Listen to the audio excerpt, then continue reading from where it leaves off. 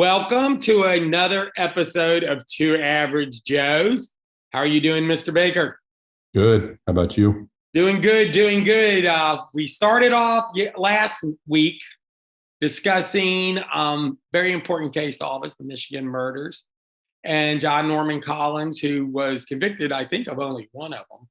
He was. And then the aftermath of all of that, where Gary Leiterman gets pulled into this.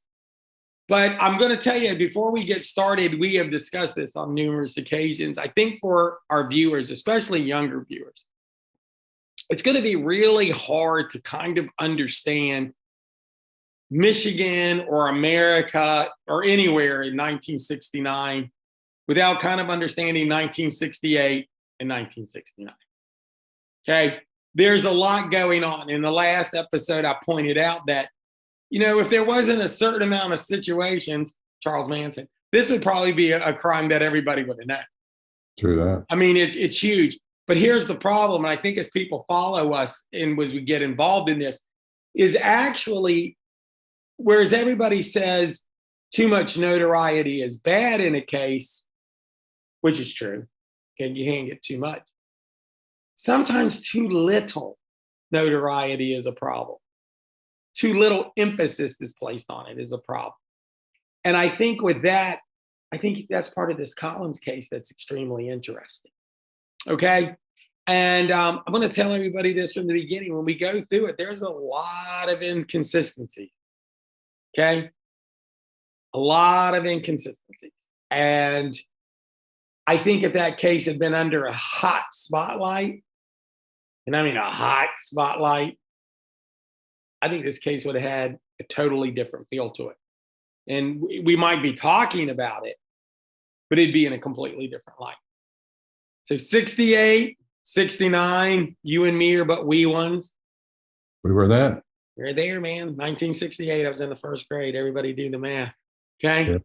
Right. We would meet around that time. We would be playing football and stuff.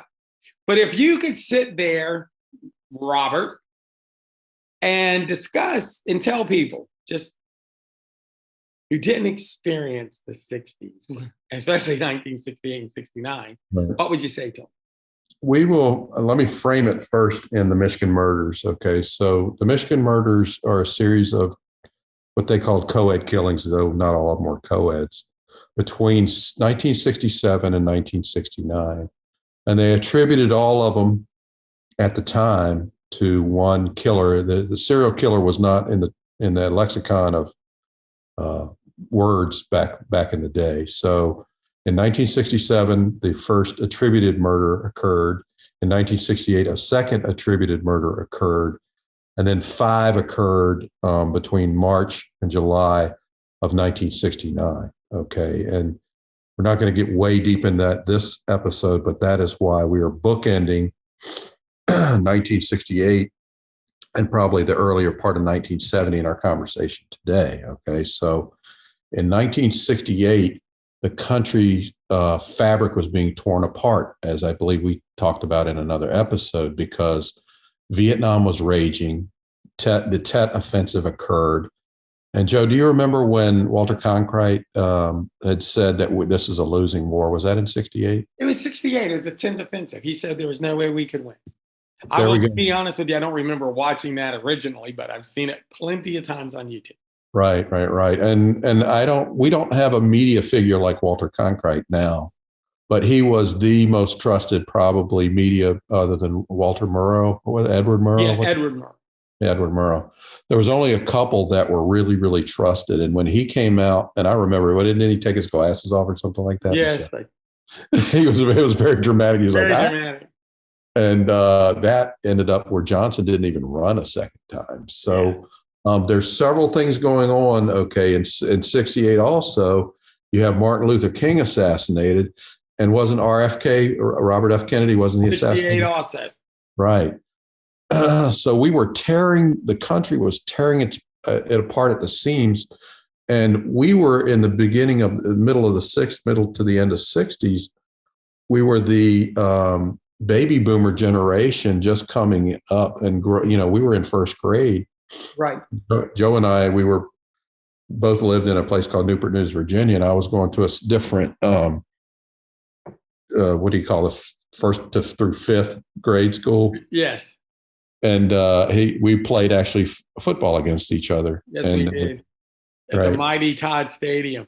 We did. We had made it to the championship, and Joe's team won. But we had a guy who ran away from Joe. Anyway, yes, I still remember that little, we were playing at Todd Stadium. Field was much wider. We went to do our cutoff, and I watched him run by me thinking that, it's weird because I couldn't have been more than 7, right? All right. I still remember that kid running by us, and me in particular, going, this is not good. Right. So in '68, we had all of this upheaval in the United States, and because of there was a counterculture war starting, kind of, and I don't know whether it started in Haight-Ashbury over in California, or actually, but drugs started getting heavily into our society, and then sex was, free love was getting into our society. And a distrust of the government was getting into our society because of what was going on in Vietnam. Because in '68, I believe it was '68, we were at the height of our involvement in Vietnam. We had 500,000 people in it. Mm-hmm. And I had told Joe, and I don't know whether you remember it, Joe, but we had people in our neighborhood that were 18, 19 that were going off to Vietnam, and some of them coming back in body bags. And that I don't know whether the nation understood that, because after World War II, we won, right? Right. And then we're in the Vietnam side. I mean, what do you remember about that time? I will tell you one thing I remember, and I think you had somebody, if I'm not mistaken, I'm not going to call a name, but somebody who lived down the street that actually did not come back. Yeah. Okay. I mean, that is just a fact. And it had everybody sitting on edge. And it's hard to explain to people who never lived through the draft, but the draft put everybody on edge. Yeah. And it was the negative vibe underneath what seems to be a negative time. Yeah. Okay. So when you talk about Vietnam, you can't just sit there and go, I believe it was 58,000 people died. Okay. Yeah. But it wasn't 58,000 volunteers. Yeah. Okay. It was not a volunteer army. And it's like you got this bad thing happening, right? And a lot of times I hear people talk about the bad thing, but they have forgotten that the undercurrent of this was it was a draft. Yeah. And, that's not a voluntary army, right? Well, and we had the whole politics of the richer people could go into the college and yes, that went on until I think 67, that you could get a college deferment. Yeah. Which was just a code for poor people are going to go fight this war. Okay. Yeah. And when they took that deferment away, all of a sudden people who paid no attention, listen, I know this sounds horrible, but let me stop. As long as you're drafting poor people, people are kind of upset. Yeah. When he started drafting everybody, all of a sudden people who didn't notice were like, oh, his war is horrible. Yeah. They want my son to go. Oh, it was horrible last year, but y'all guys had a draft deferment. Okay. Yeah. So in 68, that was when people started burning their draft cards. People started, and this was after Walter Cronkite said, no, this is not a win war. Yeah. So that is kind of the intro into where we were rolling into early 69. Did I miss anything out of 68 that you wanted to mention? I think that one of the things too, an undercurrent was, and I think you hit on it, but let's get back to the fact that Martin Luther King was assassinated. Bobby Kennedy was assassinated.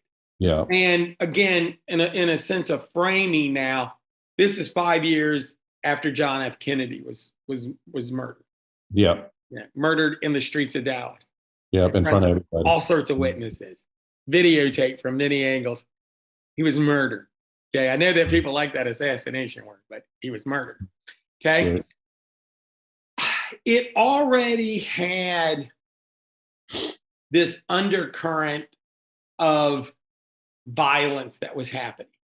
There were riots in the streets. There were riots in large cities. There were riots after Martin Luther King was assassinated.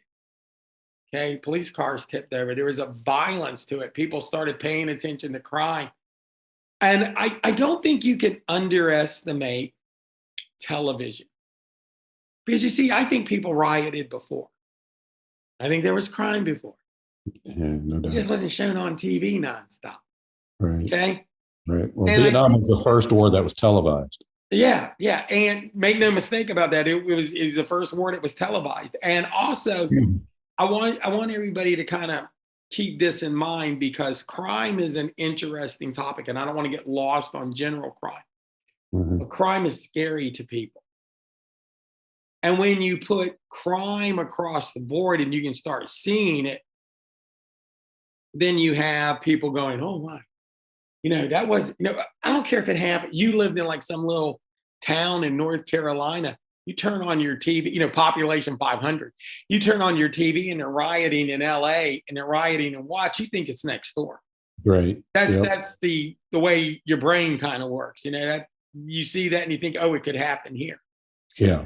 If there was any level that there was going to be any trust in the government or any sense of balance, the 1968 Democratic Convention took care of that.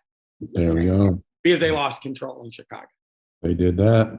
And very, very interesting thing. I don't know another way of saying it, but you think, political conventions now are all staged. It's like watching the Grammys. Right. There's no drama. Okay.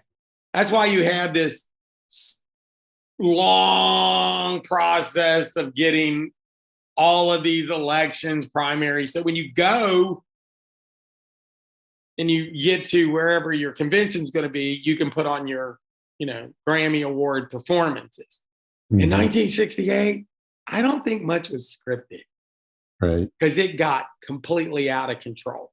It did. And I'll put a link down there about the 68 convention, but there's nothing. They punched Dan Rathers on the floor. Right. Of the convention.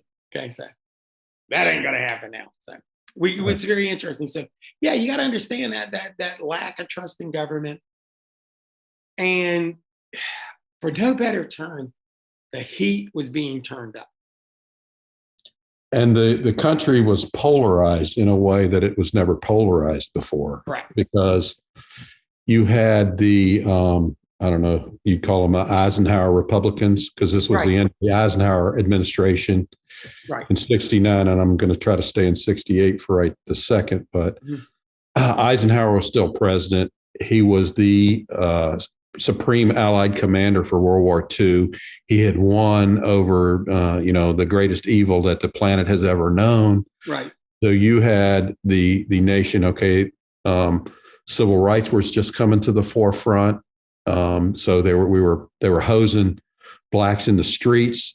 That Martin Luther King was attempting in a nonviolent way to change that. I don't know whether Malcolm X was doing stuff in 68. I'd have to look that up, but I know he was heading more towards the violent side of like the Black Panthers. And so you had all this polarization in the nation, and you had whitey-tighty America at the time, Eisenhower Republicans. And then you had this counterculture coming up of people just a little older than us. Mm-hmm. We were first grade, but, in getting long hair, doing drugs, having sex. So that was the polarization. This kind of sets up 1969. Right. We had such a cultural shift in what is actually a very small period of time. Yeah. And actually the country was burning, really burning. Yeah. It was, today reminds me, is the first time since then that I feel that same feeling. Right. Yeah. We do not have a Vietnam. We do not have that burning going on, but there's other things happening. Right. So yeah, the Eisenhower Republican, which, interestingly enough, Nixon would be elected. Yeah. Who was his vice president. They were there. Right. It's a strange aspect of all of that, because that cultural shift was huge. Mm-hmm. Where that counterculture, and that's the only way to call it, was there, and you had a lot of people angry over it. Right. If you look back at it now, it's everybody kind of accepting, The flower power and the hippies, and Right. we had Right. great music, which we did have great music. We did. Right? That was the best And time. and people go, oh, there was that, but you have to keep it in that. You got to keep it in that time. Right. And at Right. that time, it was drawing heat. Right. Okay, heat. So early part of 69. So Nixon is elected. Yes. Okay. Basically running, and Johnson decides not to run because of the fiasco that was at the time, Vietnam. Right. He had Walter Cronkite basically kibosh his political career, right? Yeah. And so rolling into 69, the country was tearing itself apart. Mm-hmm. And there was 2 murders in the Ypsilanti, Ann Arbor area in the 2 previous years. And then so we come to the main theme of what we're going to eventually talk about, which is the Jane Mixer murder, who was a law student at the University of Michigan at the time, who was killed in a different manner than the first 2. Okay. And a person, his name is Gary Leiterman, is eventually convicted in 05 or 06 of a murder based on some really hinky evidence. And we're going to go deep into that. But so Nixon's newly in office in 1969 to set the mood. The Jets win over the Colts, I believe. Yeah. In the Super Bowl. The Mets win the World Series. The top 10 music is very diverse for that whole year, which is the Archies' Sugar Sugar of all things, which is a cartoon group. Greatest love song ever. Right. So that's the number 1 hit in 1969 is Sugar Sugar. Interesting, which I didn't realize, was one of Joe and I's favorite bands, the Rolling Stones, had Honky Tonk Woman, which is one of my all-time favorite songs. Yes. Was in the top 10. And I didn't even realize that. I think that was rated higher than the Beatles songs. Beatles had like 4 hits in the top 25. Right. None of them were better than Honky Tonk Woman. And the Beatles were waning at the time. They evidently, Yoko got involved in with Lennon. So they, there's some reports that she broke the group up. I don't know. I'll leave that for another episode. Leave that for another episode. But all I got to say about the Stones and Honky Tonk Woman is nah, nah, nah, nah, nah, nah, nah, and then some cowbell that I don't know.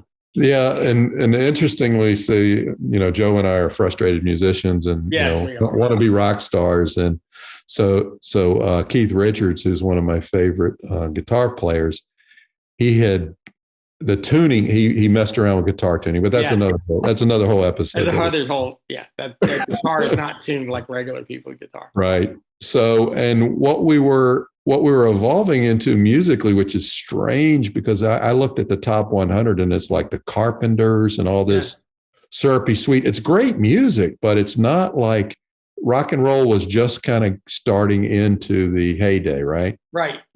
They had not crossed over into the top 40 market yet. Yeah. Because to me, rock and roll is like the Rolling Stones, definitely rock and roll, Led Zeppelin.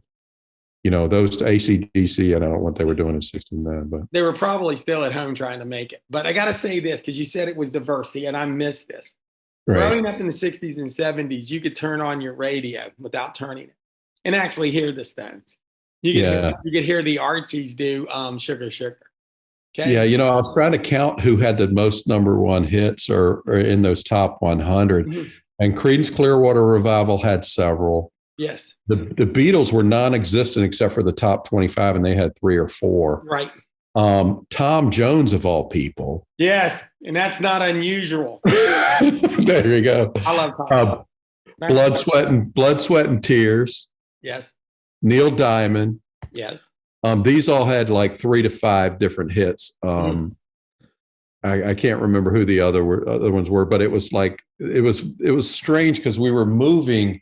And you could kind of get because I was listening to it all this morning to get the feel of what we're going to talk about. It's today. Great. I think one of the things is Creedence Clearwater Revival, CCR, was probably the best-selling American act at the moment. Of course, the Doors passed them because the Doors just had this explosion of music where they've just sold so much since Jim Morrison died, right? Allegedly.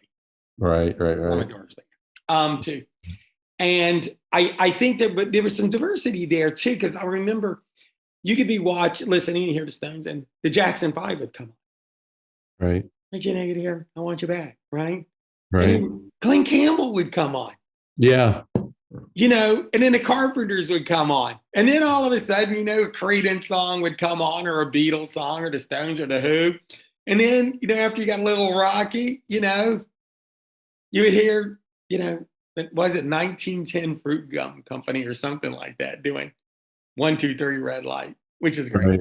Well, they had like the Supremes, where some of the Motown was it seemed to be diminishing in '69, but there were several Motown hits going on. And it was interesting. I missed that. I missed that when you could get Stevie Wonder and Glenn Campbell on the same radio station. That is true. That is everything true. In between. The Stones and the Carpenters on the same down. There we go. They're in the top 25 together, or whatever. You're like, what? Those are great days. But there was a lot of involvement with music. And again, I think music has always been important, but music was very important at that moment. And television was involved, and you had the Smothers Brothers show on, and you had this cultural move. And I know that this will sound weird, but as we get further into it, after all of this involvement, America had a gigantic amount of freedom. And I don't want to get lost in, and I don't mean freedom like, I love America because we're free. People hate us there, Robert, because of our freedom. I don't mean that freedom. That's just a bunch of politicians talking, okay? Right. America at that time had a lot of freedom. We had gotten cars. People who didn't even have a lot of money had a car, okay?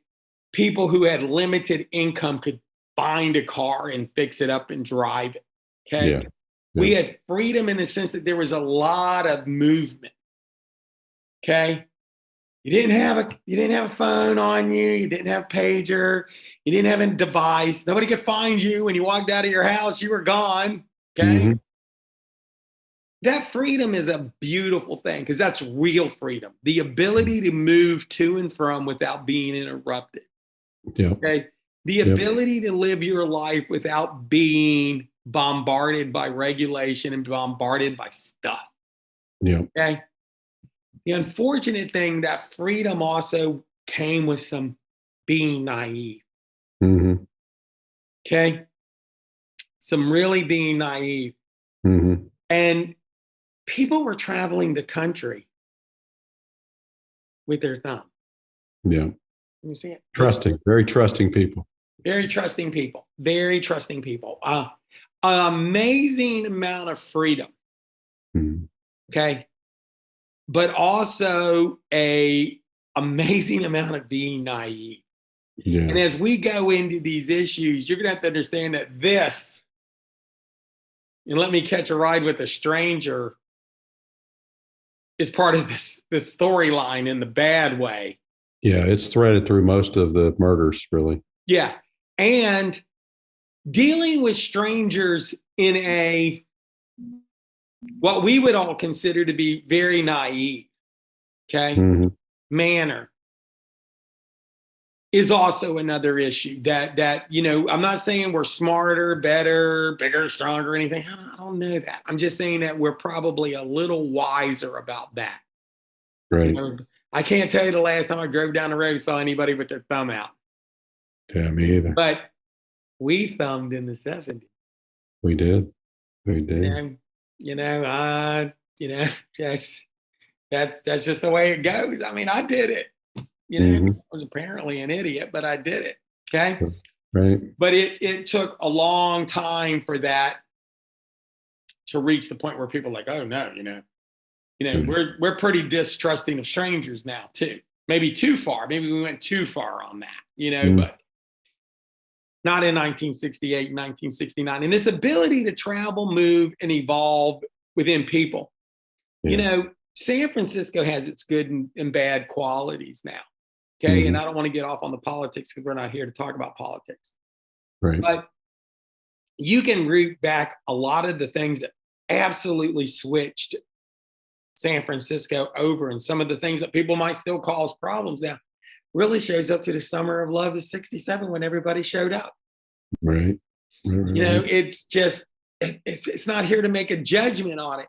But if you think that these things don't have impact, that was a long time ago. Right. And they're still dealing with it because a large amount of people showed up and there were just things that came out of that. Right. So I think that's one of the things that when we frame this and we asked our listeners, and we'll be reminding them of it, but I think we just needed to have a whole episode where we discuss place and time. Because here's one of the problems I think we have discussing any history. Again, we're not here to be political. We're just here to be talking about this crime, but I think this is pivotal. Mm-hmm. We have a tendency to judge the past or a time frame.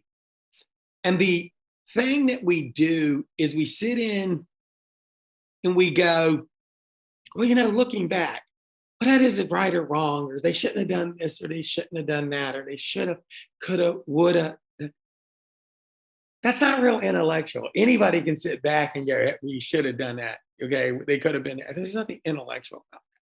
What's intellectual is being able to get yourself frozen in that moment and go, whether I agree or disagree with what happened. This is what was happening, and this is what shaped everything. Right. And that's what I think when you start talking about crime and you have to put it in this perspective, a lot of people go wrong. They'll be like, we go, well, they should have known. There was no should have known. People were traveling all over this country. But I want us to clarify what they messed up or didn't do great, only in the concept of police work at that time. Right. Because we're going to discuss during this talk about people being able to travel across the country, commit crimes, and come back, and nobody ever knew they did it because people didn't communicate. Yeah. And I don't mean, I don't want to get lost on this, but trust me, somebody could have murdered somebody in Virginia, traveled to California and murdered all the way there, then come back and murder all the way back. And up until very, very recently, there would have been no chance they would have put it all together. Yeah. None. Zero. Yeah. They just weren't connecting stuff. And when you do see times when it was connected is when you had 2 or 3 really weird things and finally somebody picked something and put it together. And I will go and say this, and I'll be blunt about it. For every time you could tell me where the police worked and put it all together back in the 50s, 60s, and 70s, I will assure you there was 1,000 times they did. Yeah. There was just a real limited ability to communicate. Mm-hmm. And it wasn't anything sinister. It's not sinister or them stupid or bad people or the police didn't know. The technology was not there. Mm-hmm.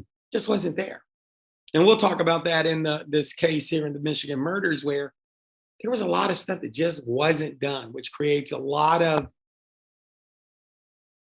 inconsistencies, and I'm probably being kind. So other good remembrances you have of that time that people should know. There was just, for 69, I just wanted to set the scene because I don't know when it occurred, but we landed on the moon in 69. Yes, we did. We landed on the moon. And so there was hope, though we're ripping ourselves apart. Good things are happening, kind of like now, actually. But great things are happening, but the media, like now, except we don't have the technology to land on the moon anymore. Right. So, and then Woodstock occurred, in 69. So those are 2 things that occurred, but I was going to try to set the scene. So little Joey and Joe, when we were living, I was living on Harpersville Road, I think, and I was going to South Morrison Elementary. Were you going to Sanford at the time? No, I never went to. I went to Willis A. Jenkins. Ah, okay. I didn't even know. That's where they sent the best and brightest. Right. But what we would do if we wanted to communicate was there was one phone in our house, and it was a dial phone that would be hung on the wall, usually in the kitchen, with about an 855-foot cord on it. Right. Right. And so there was that was the mode of communication. And then there was a newspaper where we got most of our news. Mm-hmm. One local, it was called the Daily Press. I think it was the Daily Press in the morning. and the Times Herald in the evening. Ah, that's right. You're right. I had forgotten. And I was a paper boy too, and I should remember that. Because I think we did the Daily Press then. Right. But then also, so if we sat down with our one TV that we had in our house, it would be a dial TV, and there would be 3 channels on that TV, and then some UHF thing, which was very weird because there would be like public TV and some other things that were very grainy. Right. So that was our source of other news. That's where Walter Cronkite would be on at 5 o'clock or whenever. And then if we had a radio, which was very expensive, there was a transistor radio with a leather cover that smelled very strange to a 7-year-old. Right. So that was our technology. Okay, there were no cell phones. There were no, I don't even think Polaroid cameras were out at the time. So it was the digital. I mean, it was the analog film that you would get from Kodak that you would wind up in a camera. So I'm just trying to set the scene of why somebody could travel from Michigan to California and kill people all the way there and all the way back, and then nobody know, because we're basically with a frickin' cup and a string talking to each other across the country. And also long distance was uber expensive. Oh God, yes. If you called long distance, you had to have a third job. It was uber expensive. I mean, over the top like expensive. when my mom would call Mississippi, I mean, it would be like if they talked for a few minutes, that bill was going to be brutal. Yeah. I mean, it was just not cost effective. So anyway, I wanted to set that scene for that. And then and let me say something here so everybody understands time frame. Right. Your local news came on at 6 o'clock. Okay. And you had 3 choices. So you picked one. You didn't have any of this stuff where you could be just pushing the button, flipping right there. 30 minutes. And so at 6:30, Walter Cronkite came on, or whatever was on ABC and NBC. And let me give you an example. It lasted 30 minutes. So you got an hour's worth of news. You had a local paper that we mentioned. At 11 o'clock, the local news would come on for 30 minutes. And that was it. That was your news. Now, this is going to blow people's mind about the way we got news. It's why the Washington Post and the New York Times, which are not as they're making money, I think, okay, and they're still, you recognize the names when I say them. But you do not understand that in Newport News, people went and bought that paper. Mm-hmm. That it was not unusual if you had somebody that was a news hound, let's call it that, right? That when they had Sunday, they had their local paper and they went down to the store and got their New York Times. Or the Washington Post, yeah. Post, one or the other. And that was it. I can still remember being in like the 7-Eleven on a Sunday morning. Mm-hmm. Most people back then got the daily paper delivered to them. Okay, by paper boys like you and me, right? Right. But it wasn't unusual to see people walk in there and, it's some guy, and he has his, all the other junk you get from 7-Eleven. He'd have a New York Times. And that paper was about that thick. Yeah. Okay, and that's not a lie. It was probably that thick. Well, and don't forget, it was like 2 foot wide, too. Yeah, so he was going to go home, or she, whoever would grab it, and they were going to read the local paper, mm-hmm. which you could spend a half a morning on. Yeah. Because it was that thick, okay? Mm-hmm. And then they were going to sit there and read the New York Times after that, or vice versa, okay? Right. And that's how people got news. And you almost had to, and I don't like to use this terminology because it sounds like we were like cave people, because we weren't. We knew stuff. Mm-hmm. But you had to hunt for news. I mean, you had to legitimately say, I want to know something. Yeah. To know it. Yeah. And people that were really news hounds got magazines. I mean, if you could tell if somebody parents were into current events and news, you could tell by walking in their house by how many magazines they were. Time, Newsweek. I'm trying to think there's probably a couple more, but Times and Newsweek was the big. If you walked in there and they had People magazine, you understood nobody was thinking. Yeah. I have a quick question for you because I was thinking through, Bob Dylan, the only hit that I saw that he had in 68 or 69, I think it was 69, was Lay Lady Lay. Yes. And was the folk movement, was that dead or it hadn't occurred yet? He had a motorcycle accident. No, he did? Yeah, put him out of commission. But I don't remember seeing in the top 25, there was no Joni Mitchell, there was no Carole King, there were no. No, I think that kind of might have been for Dylan, let me clarify something. He was in a motorcycle accident. Gotcha. I'm into Dylan, in case you didn't. I know you are, but I mean the whole folk thing. So maybe I think that there was in folk music had a certain limitation to it. That's why Bob went electric. Gotcha. Okay, so Peter, Paul, and Mary had some Puff the Magic Dragon. They had a hit. They had I think it was Leaving on a Jet Plane or whatever. Yes, written by John Denver. Yeah, right. Okay, but it's not really a folk song. It's got a pop sense to it, right? And Mamas and the Papas started off folks, but they were very they became popish, and so they were kind of moving into a pop thing. It wasn't until the 70s where the singer-songwriter. Right. There you go. It's the 70s. That's what I was thinking. Yeah, and it would have been, James Taylor and Gordon Lightfoot and stuff. So there was a little bit of growing into that for that kind of music. The singer-songwriter was probably a couple of years away. So to segue into, the main reason why we set all of this is that, Nixon is inaugurated. And then there was a Miss Jane Mixer, who was I think she was only one of 14 or 15 female law students at the University of Michigan at the time. Okay. University of Michigan, for everybody who doesn't know, is in Ann Arbor.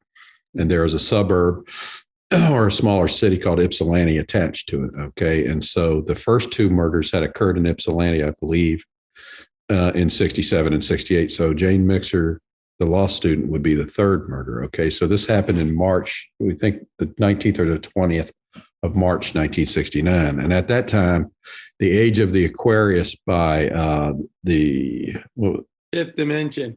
And was number one in the nation. So that could have been wafting through the campus as she got picked up. So and we'll do a whole episode deeper in this, but she needed a ride for Thanksgiving, I believe it was, to her home in Muskegon. And this is where Joe was hitting it hard as far as people thumbing rides. She had put her name on a ride board at the Student Union Center at the University of Michigan, and a bunch of stuff happened. She ended up dead and at a cemetery. But I just wanted to set the scene as far as that's why we were. So the nation is ripping itself apart, but we're landed on the moon, and we've got Woodstock. We've got everybody smoking pot and dropping drugs, at least of the age a little older than us. We couldn't because we were young. But and here's an interesting thing too, and we'll go into some books we read later, and I don't want to go down that hole yet because I want to give them credit, but I want to say it because this is something that's interesting. And when you talk about crime in the 60s, you still had good guys and bad guys, which means you had good girls and bad girls. And you still had a lot of people making judgments on stuff that 2022 you wouldn't do. Yeah, no. Now, I'm not saying that's good or bad because there's gotta have some judgment, but you might go crazy. But remember, we were still functioning like that. Right. So I think we've set the scene pretty well. Have we forgotten anything as far as 68, 69 that No, I think it's just there, and I want to get back on the Age of Aquarius because there was a spiritual aspect of what was going on, that people were changing their norms. As far as even in their spiritual beliefs, even in their belief of what constituted morality. Okay. Major shift. There was a huge shift. And the whole good guy, bad guy, good girl, bad girl thing was still in there. Okay. And trust me, I did police work, in the 80s, and you were still fighting some of that. I don't think you would find that in 2022 as much. Right. Okay. I just don't.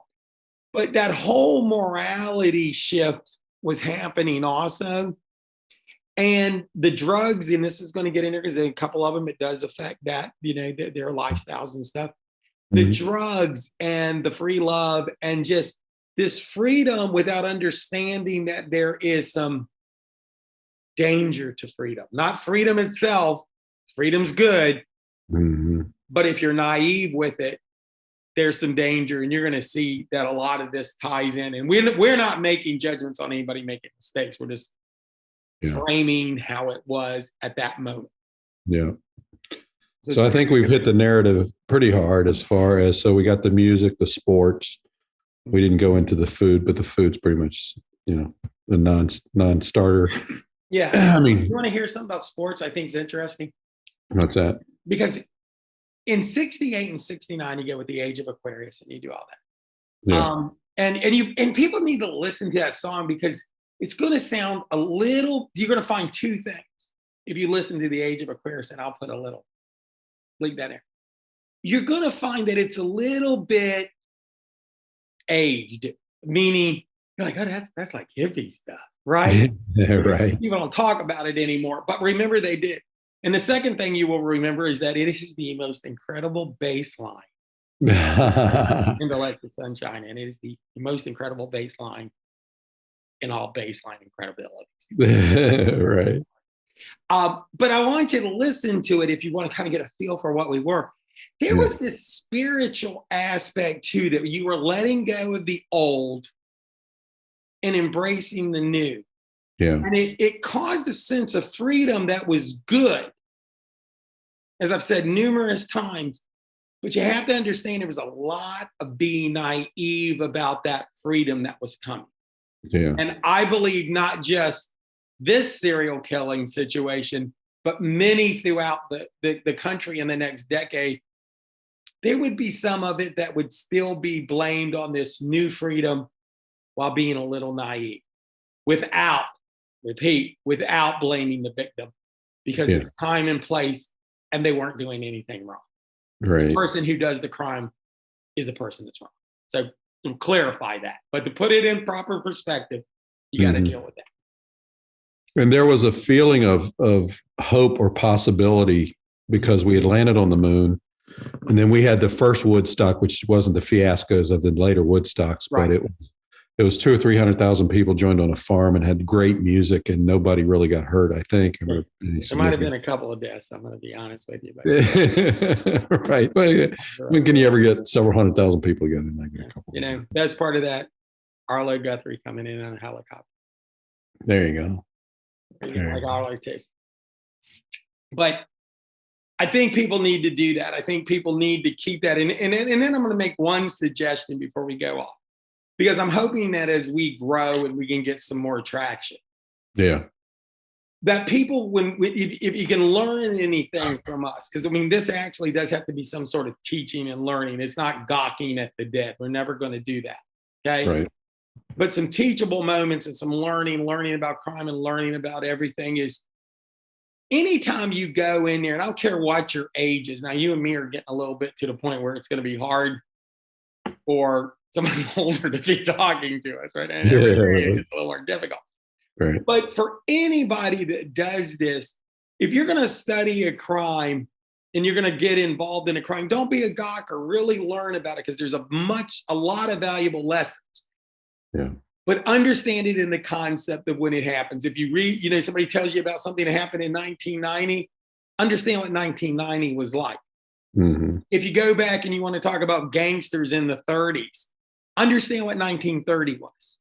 Mm-hmm. Okay, you will not be able to ever understand crime in the 20s and 30s unless you understand the Depression and Prohibition. Okay? Right. And you have to know them. You have to have at least a working knowledge to understand crime from that era. 60s are the same way, 90s. Even if I was discussing when I was teaching high schoolers and realized for the first time we had high schoolers that weren't born during 9/11. Yeah. You have to kind of explain what was going on in 2001. Mm-hmm. And if you're my age, that seems like yesterday. I was working, right? Right.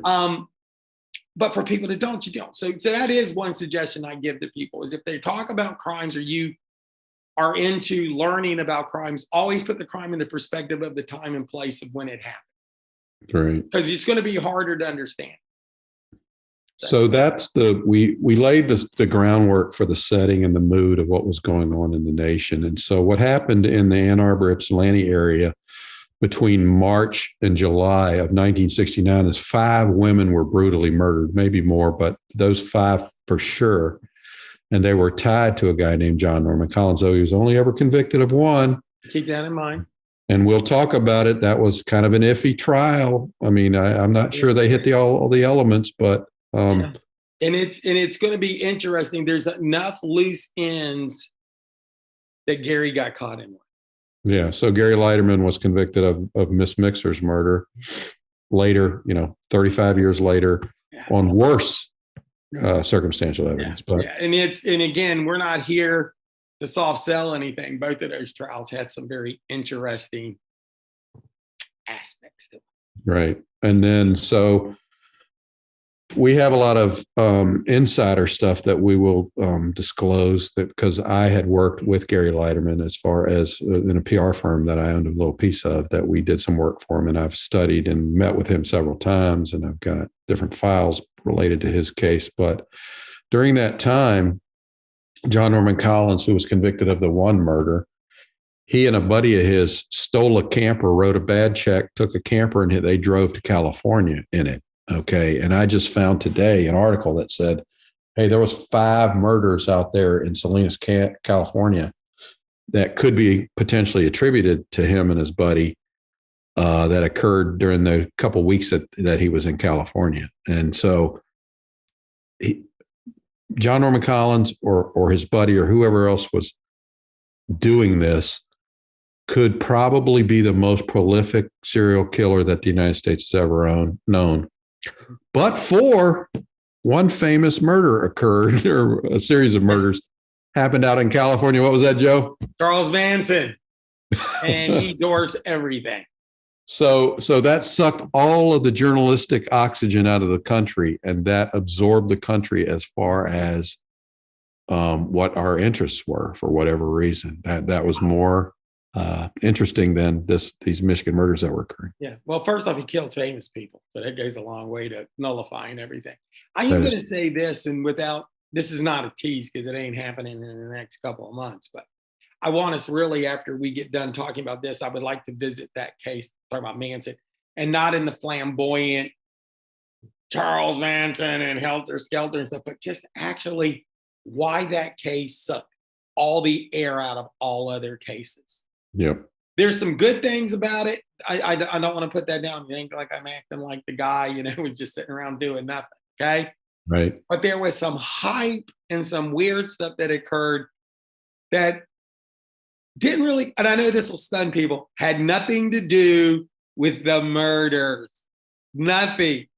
But the story was so fantastic, it sucked the air out of everything. It really did. And so you go to yourself, what does that have to do with, Gary Leiterman? Well, I said it when we were doing our meeting. Mm-hmm. If that had been the murder, and he was killing co-ed, so it was newsworthy even in 1969, they would have fought it. And everybody had showed up there and shined the bright light on those prosecutors, you would have gotten a different trial and a much better investigation. Yeah. And I believe that. And we'll go deeply into the Gary Leiterman conviction, but I mean, he was convicted in 05 or 06 of a murder that happened in 1969. Mm-hmm.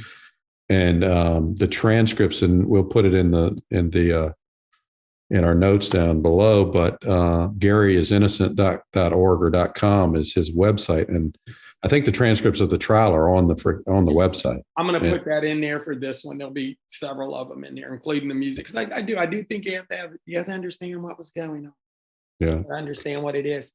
Okay, for our fans, I want to say this to you. Please, if you have not done it already, like this video, subscribe to us. Visit our websites, visit these websites. We really are trying to grow, and we really want to do this. And I think there's an educational aspect to it. I mean, I think there's a lot of people doing podcasts. I think they can be very interesting. Maybe think they're more interesting than us, but spent 30 years in law enforcement. Yeah. And I've got about 25 years as a lawyer. He's still an active attorney. So, I mean, I think we can offer some things that are a little bit different. It might make some people mad because I think there will be people that, if once you've been convicted of a crime, they think, I think we will make some people mad because he was convicted. Yeah, a lot of innocent people in jail. And I know you're not going to hear many police officers say that, but there's just things where people haven't got a fair deal.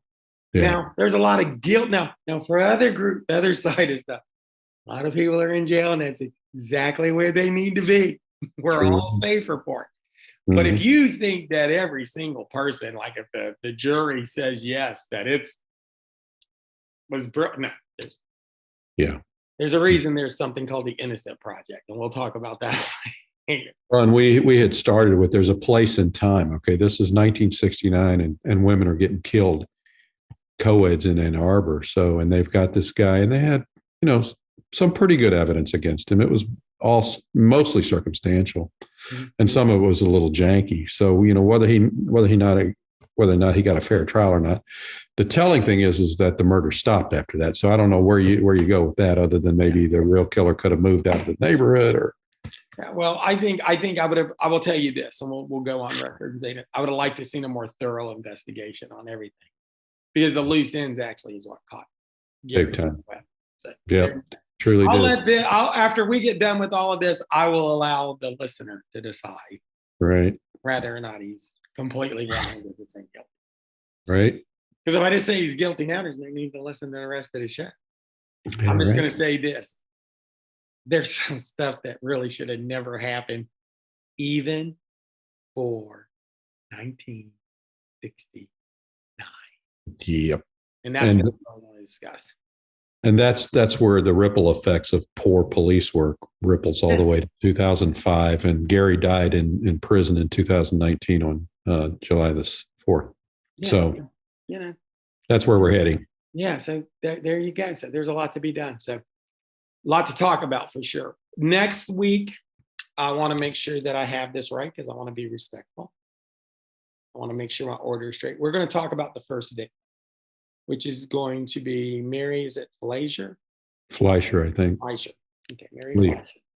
And I want to make sure that we do her justice, because I think I have seen enough stuff on some channels where I feel like the poor victim is just.